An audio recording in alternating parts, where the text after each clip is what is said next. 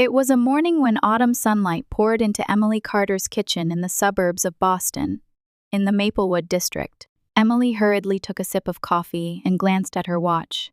Today was another race against time. "Sophie, hurry up. We're going to be late."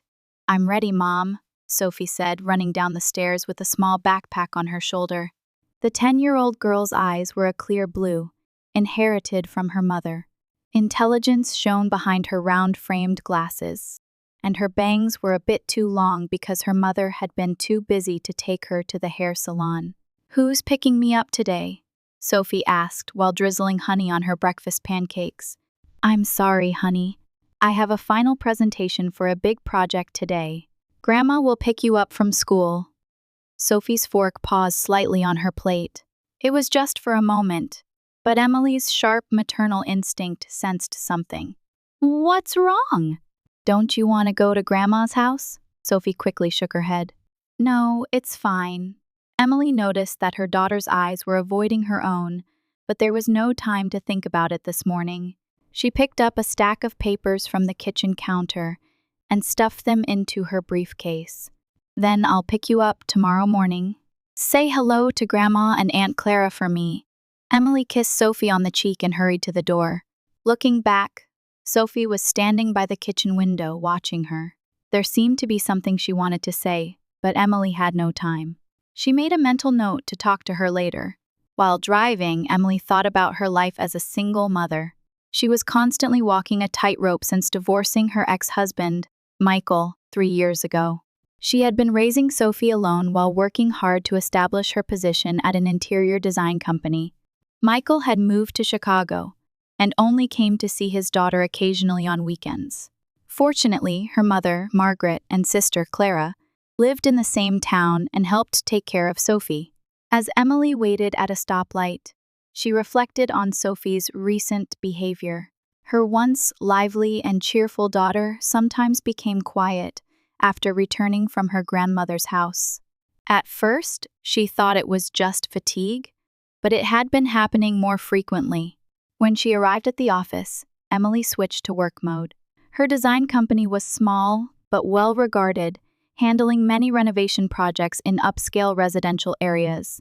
Today's presentation was a commission from a major hotel chain, a project that could lead to a breakthrough for the company if successful. She immersed herself in work during the day, but in the evening, thoughts of Sophie crossed her mind again. When she called her mother, Margaret's voice sounded bright, as if nothing was wrong. "Sophie is doing her homework. She's eaten dinner, so don't worry. Does she seem okay?"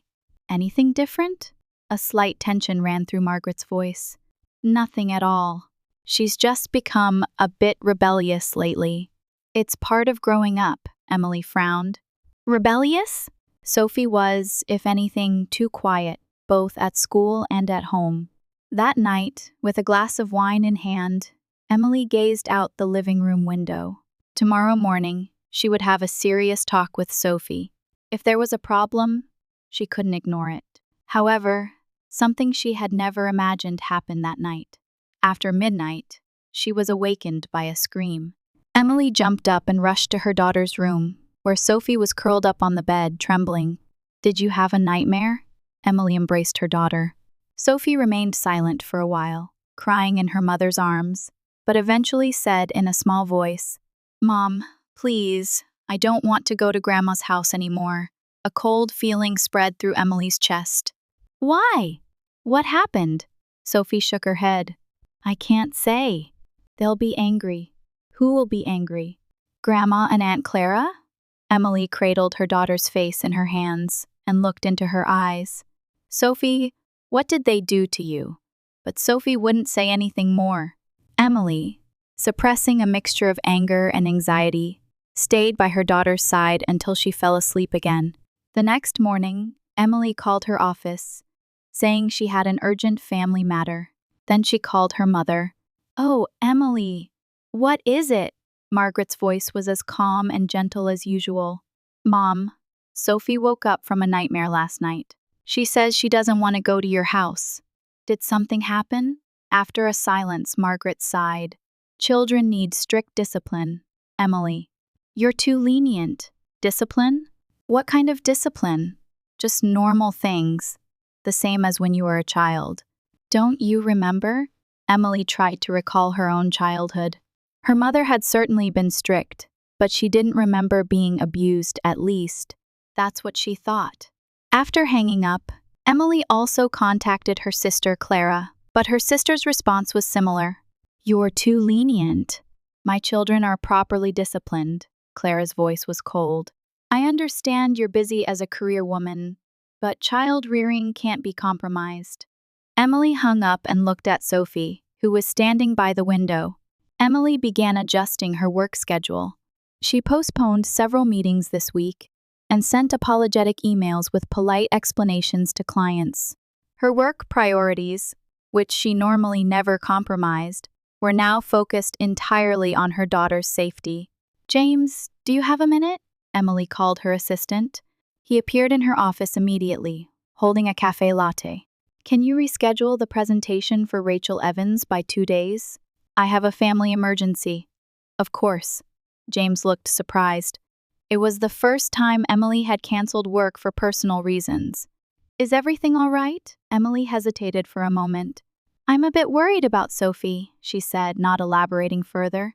That afternoon, Emily called her mother. Mom, can I leave Sophie with you tomorrow? I have an important meeting. Of course, you're always welcome. Margaret's voice was kind and warm. Emily was confused. This was the voice of her mother that she had known since childhood. Could she really be cold to Sophie? The next day, after dropping Sophie off at school, Emily went to a nearby cafe instead of heading to work as usual. There, she opened her laptop and began listing the changes in her daughter over the past few weeks.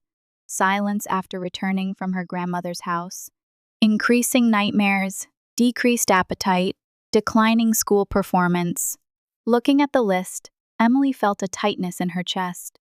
These were signs that something was clearly wrong. She made a decision.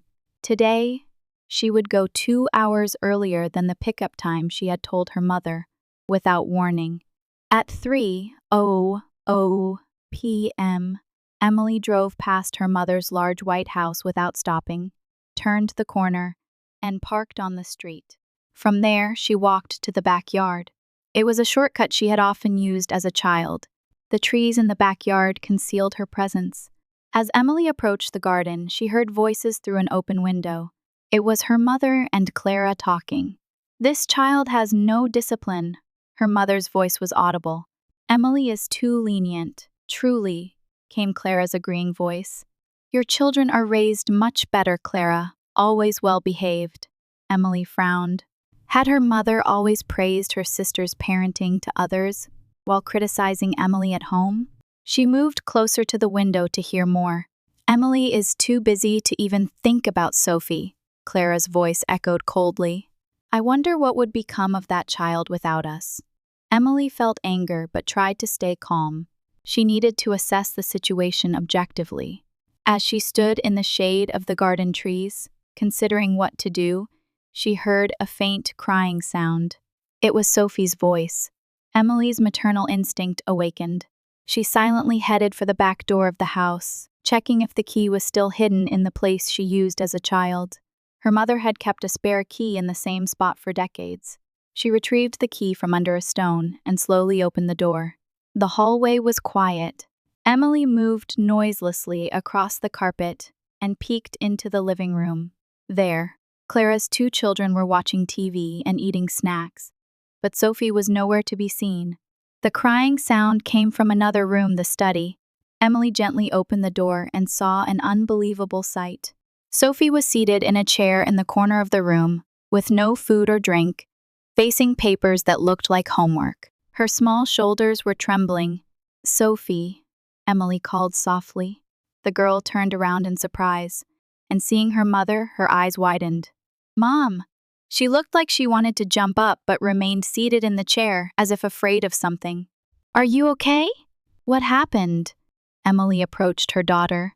Sophie looked around, making sure no one was coming, and said in a small voice, Don't tell Mom. She looked up pleadingly. Grandma and Aunt Clara will get angry. What happened? Can you tell me? Emily knelt down to be at eye level with her daughter. I just spilled juice, but they said no meals. Sophie's voice trembled. And sometimes they make me stand in high places to look out the window. Emily felt her face heat up. High places? On the railing of the veranda? It's very scary, Mom. Something broke in Emily's head. She hugged her daughter.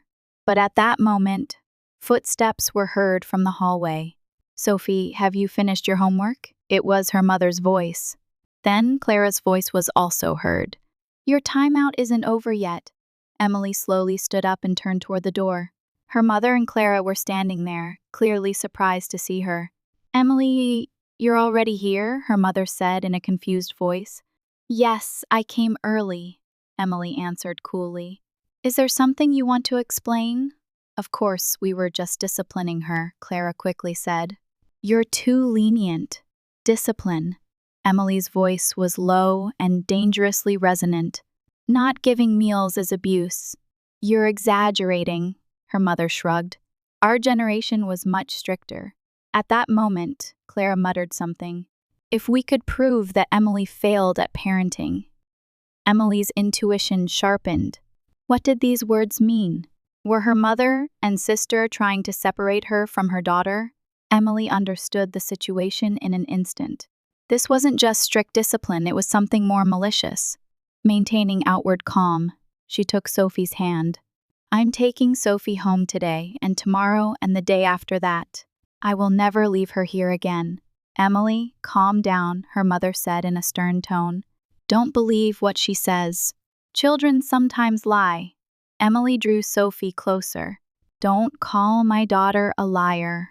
Her voice trembled, but it was from anger. A week later, Emily was driving, mentally reviewing her plan repeatedly. Over the past few days, she had consulted with a lawyer and received advice on how to collect evidence of child abuse. Today was the day to execute that plan. Are you really okay with this?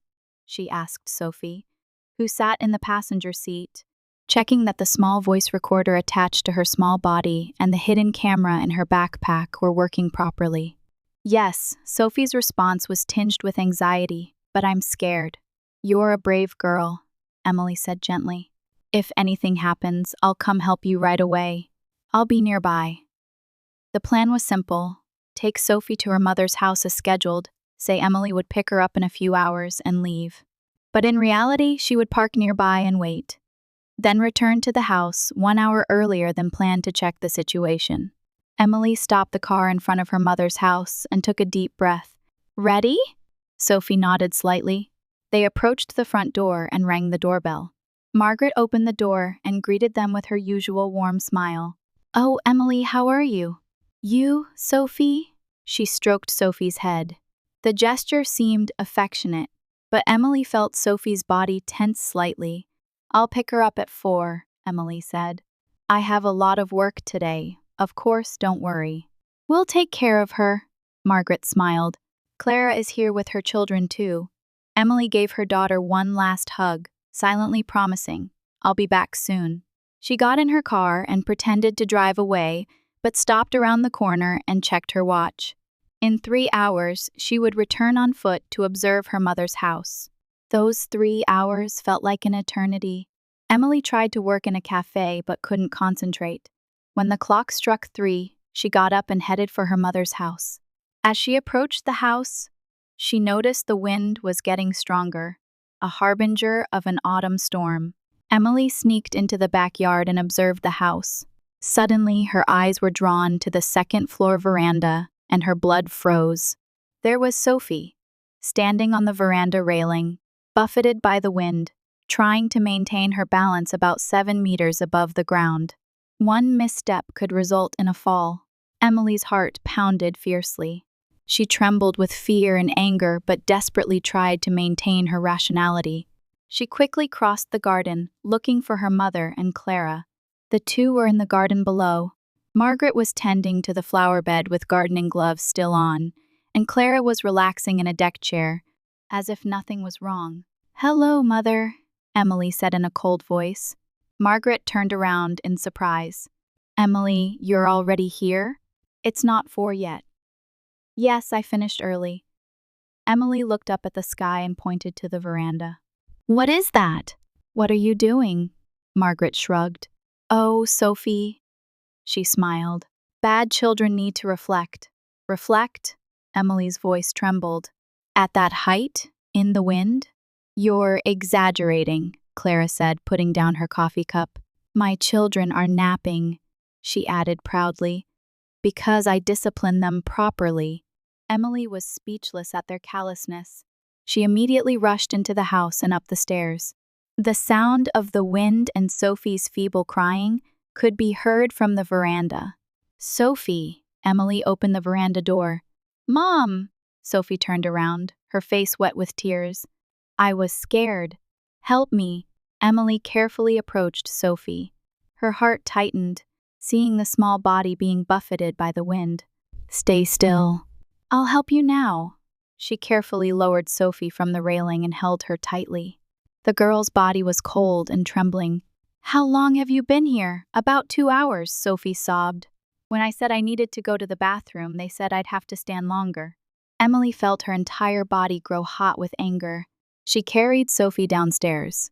There, her mother and sister stood, as if they had done nothing wrong.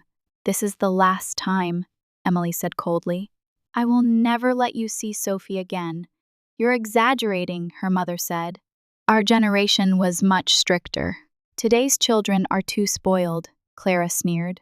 It's because of mothers like you that Sophie is becoming such a problem child. At that moment, Emily made a decision.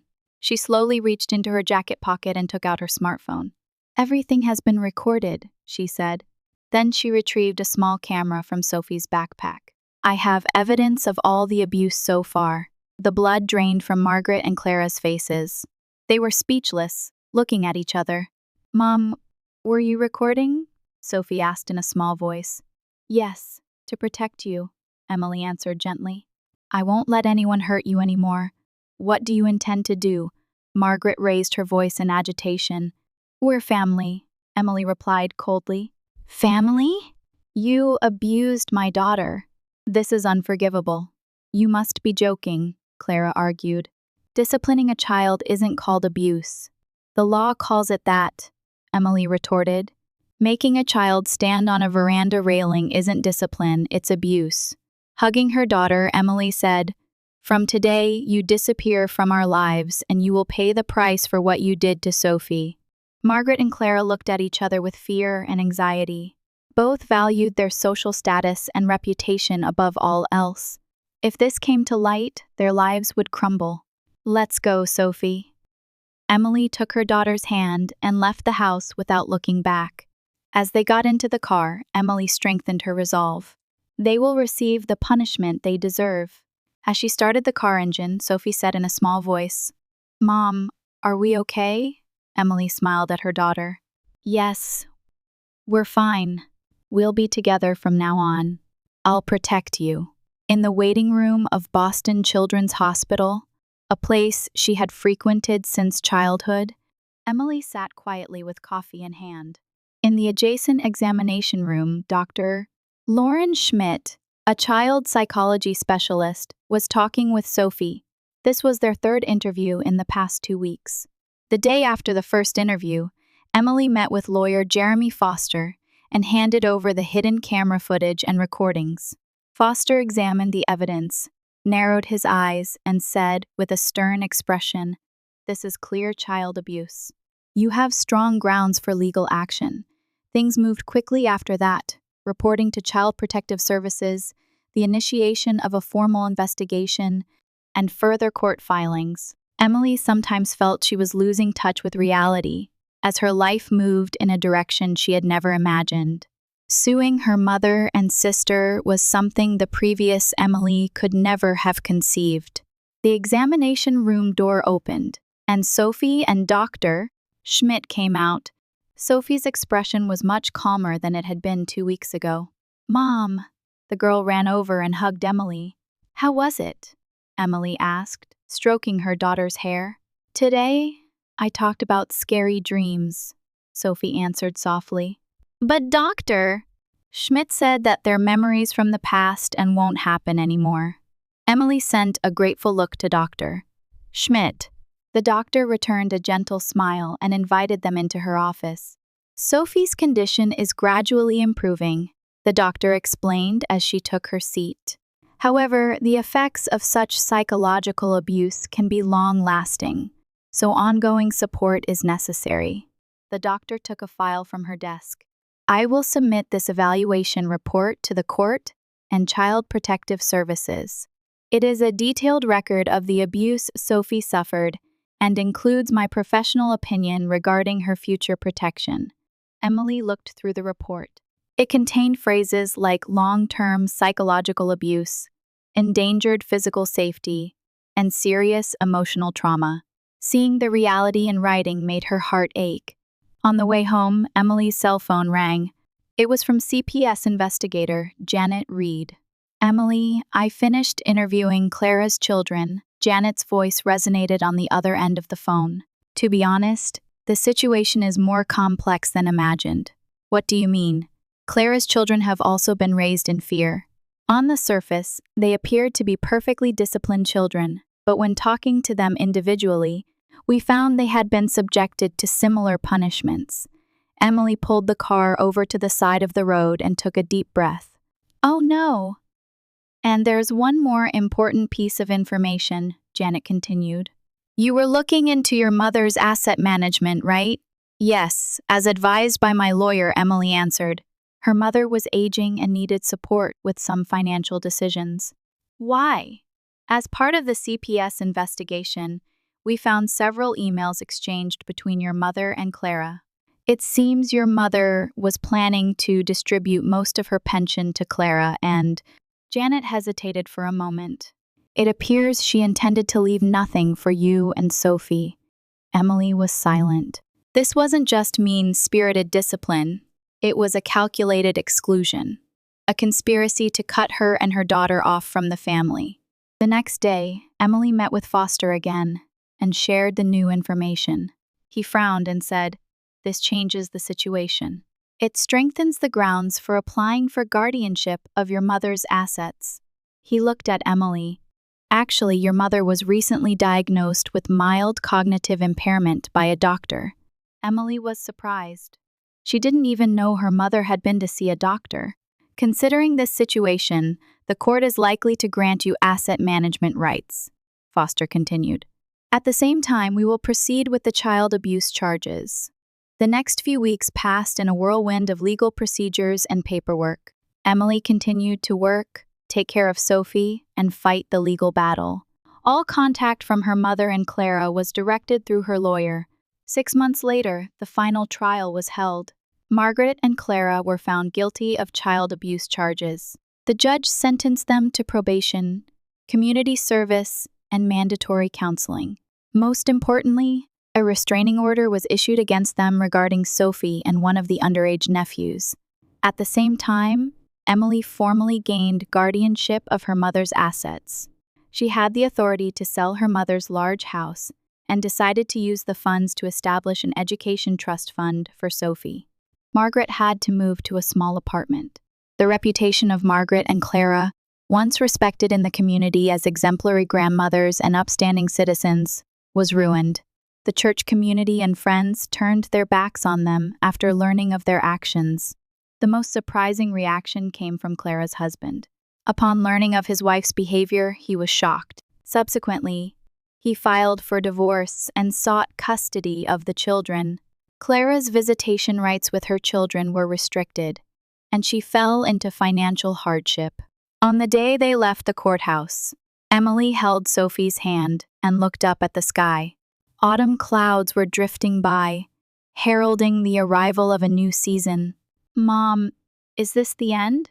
Sophie asked. "Yes, in a way," Emily answered. "But it's also a new beginning. Sophie, you're going to be late." Emily called from the kitchen to the living room. The morning sun shone through the wide windows of their new home, illuminating the entire room. 2 years had passed. Sophie had made friends at her new school and joined the drama club. Next week, she would be playing the lead role in the school performance. Emily's heart warmed just imagining her daughter on stage. Coming right away, a cheerful voice came back from upstairs. Emily stood by the window, surveying the garden. It had been a year since they moved into this house. With part of the funds from selling her mother's house, she had purchased this bright home. It was a symbol of a new beginning. Sorry for the wait. Sophie came running down the stairs. Her face no longer showed shadows of anxiety. Her bright smile had returned, thanks in part to weekly counseling sessions. She was gradually overcoming her past trauma. It looks like another busy day. Emily handed her daughter her lunchbox. After school, I have a meeting with the Child Abuse Prevention Group. So Jessica's mom will pick you up, okay? Sophie nodded. Can I come to the next meeting too? Emily looked at her daughter in surprise. Really? Yes, Sophie said with a serious expression. My story might help other kids, right? Emily was speechless with emotion. She hugged her daughter and kissed her head. You really are a strong girl. Before leaving for work, Emily checked the mailbox. There was an unfamiliar envelope. She hesitated for a moment when she saw the sender's name. It was from Clara. It wasn't until she reached the office that Emily found the courage to open the letter. Inside was a long message written in her sister's small, neat handwriting. To Emily, the letter began. First, I want to start by fully accepting responsibility for what I did. I make no excuse. My actions were wrong. Clara expressed deep remorse and wrote that she had realized she had been raised with similar treatment by their mother. Through counseling, she had begun to understand her behavior patterns.